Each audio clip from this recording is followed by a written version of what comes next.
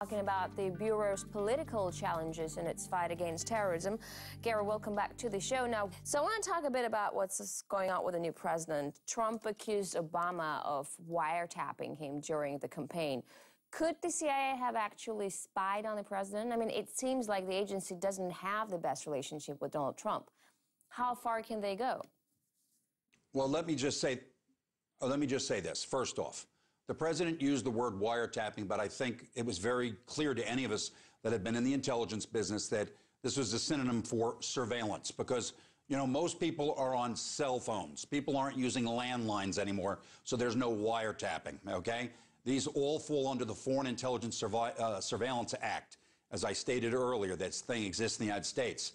It was clear to President Trump and to those in his campaign after they were elected, and they did a review back, that the Obama administration sought FISA authorization to do surveillance of the Trump campaign in July and then October. They were denied in July.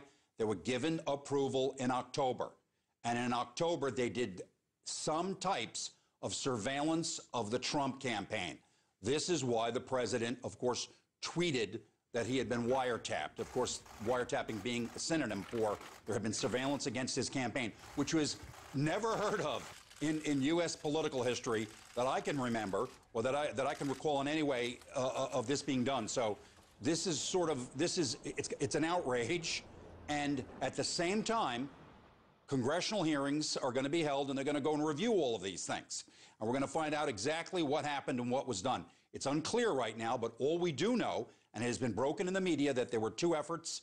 The second one, authorization was given. Now, that would never have been done by the Central Intelligence Agency because they don't do that sort of coverage in the United States. That would either be the FBI or the NSA with legal authorities. And those authorities, the problem that the Trump administration had is they believed that the information from these things were distributed incorrectly. Anytime an American is on, and this is according to U.S. law, anytime an American is on a wire in the United States, their names have got to be minimized from this. And it clearly wasn't done, and the Trump administration was put in a bad light because of this. So if what you're saying is true, how does that fall under foreign intelligence? Isn't it more of an FBI, NSA expertise? It was an FBI, NSA. It was clearly the FBI or the NSA that would have been involved. It would never have been the CIA doing that. They don't listen to telephones in the United States. They read the product of other agencies that would provide those things. But clearly, there were individuals on those phone calls that they believed were foreign and were targeting those with potential communications with the Trump campaign. Now, let's be clear here.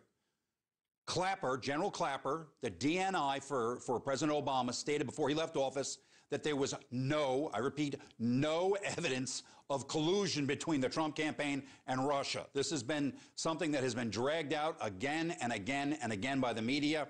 This is a continuing drumbeat of the mainstream left-wing media in the United States to paint the president in the poorest light and to attempt to discredit Donald Trump.